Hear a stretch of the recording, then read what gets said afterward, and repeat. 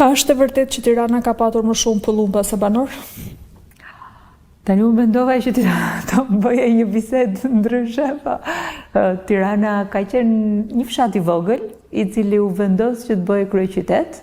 Ka shumë njerëz që ndoshta si pëlqen fakti që kryeqytet është Tirana, po Tirana është dhe ka qenë qendra e Shqipërisë për tregtinë, për jetesën. Familja e Tiranës i çonin fëmijët të arsimoheshin jashtë, nuk i mbanin këtu në Shqipëri. Ndoshta mund të ketë qenë një qytet i vogël në atë kohë, po ka qenë një qytet shumë i kulturuar. Më të mërzitur duhet të jenë lushnjarët, se është nisur një lushnjë atje të kryeqytet edhe.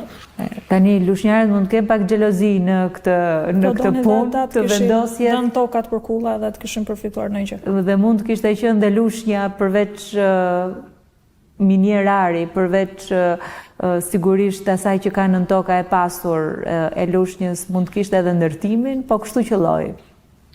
Tironës lind apo bëhesh, si thuhet?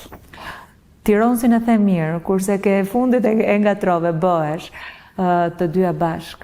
Tironësa ka shumë që lindin, se komplet siç e thot djalim, Tironësa ka shumë që lindin, po edhe bëhen rrugës sa.